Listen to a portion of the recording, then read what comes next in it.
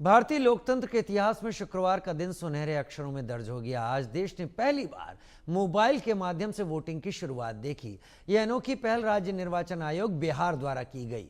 ये पहल चुनाव प्रक्रिया को और अधिक आसान और आधुनिक बनाने की दिशा में महत्वपूर्ण है। पूर्वी चंपारण के पकड़ी दयाल की वार्ड नंबर 8 निवासी विभा कुमारी ऐसा करने वाली पहली वोटर बनी। उन्होंने मोबाइल के जरिए अपना वोट डालकर देश की पहली ई वोटर होने का गौरव हासिल किया। मोबाइल के इस्तेमाल से वोटिंग करना भारत में चुनावी प्रक्रिया के डिजिटलीकरण का दिशा में एक बड़ी छलांग को दिखाता है। इसी तरह पकड़ी दयाल के वार्ड नंबर 1 के मतदाता मुन्ना कुमार देश के पहले ऐसे पुरुष मतदाता बने जिन्होंने ई वोटिंग के माध्यम से वोट डाला। इन दोनों व्यक्तियों के नाम अब इतिहास के सुनहरे पन्नों पर दर्ज हो गए हैं। इस ई वोटिंग प्रणाली की उपयोगिता और पहुंच का अंदाजा इस बात से लगाया जा सकता है कि नगर निकाय चुनाव में दुबई और कतर जैसे दूर देशों से भी भारतीय मतदाताओं ने मोबाइल के जरिए अपने मतों का प्रयोग किया। यह साफ संकेत है यह पहल उन लाखों भारतीय नागरिकों के लिए वरदान साबित हो सकती है जो काम या दूसरे कारणों से अपने घरों से दूर रहते हैं और परंपरागत रूप से मतदान करने में कठिनाई महसूस करते हैं। बता दें कि नगर निकाय उपचुनाव में ई वोटिंग निबंधन कराने वालों में से 70% मतदाताओं ने इसमें वोट डाला।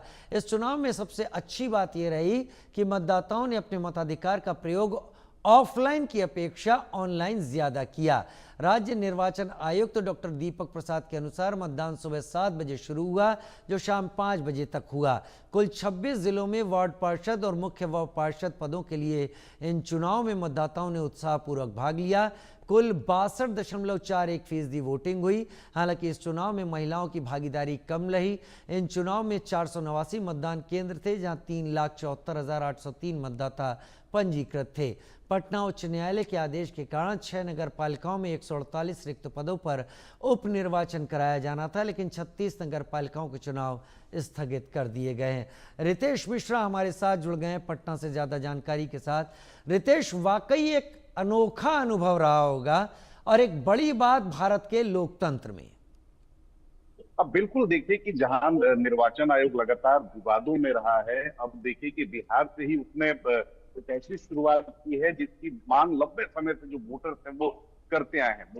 देश का पहला राज्य बिहार बन गया है जहां मोबाइल ऐप के जरिए वोटिंग हुई है और इसके जो रुझान आए हैं बड़े अच्छे हैं। 62% जो है इलेक्शन कमीशन ने जो आंकड़े जारी किए हैं, 62% जो है वो मतदान हुआ है।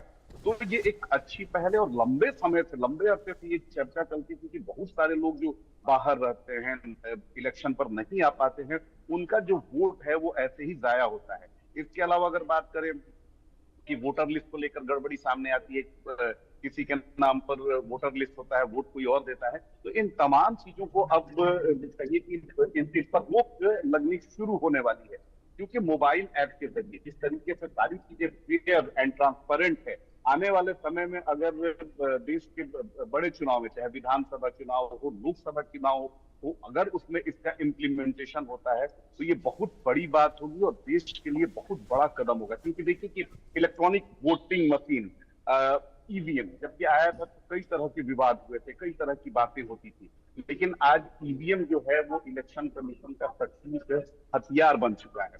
दूसरी अगर बात बताएं कि भले ही इस पर खूब राजनीति होती है, लेकिन वोटर्स को बहुत आसान होता है कि आप जाइए बूथ के अंदर, आप बटन दबाते हैं। पहले क्या होता था कि मतपेटी होती थी, उस पर कोई उस तरह से ट्रांसपेरेंसी नहीं थी, कोई पारदर्शिता नहीं थी। मतपेटी में आप देखिए कि लूटने की बात आती थी सामने।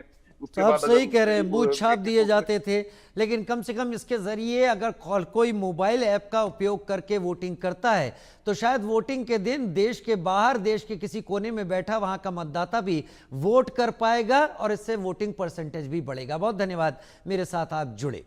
उधर कोलकाता के आरजी कर medical college rape and murder case क्या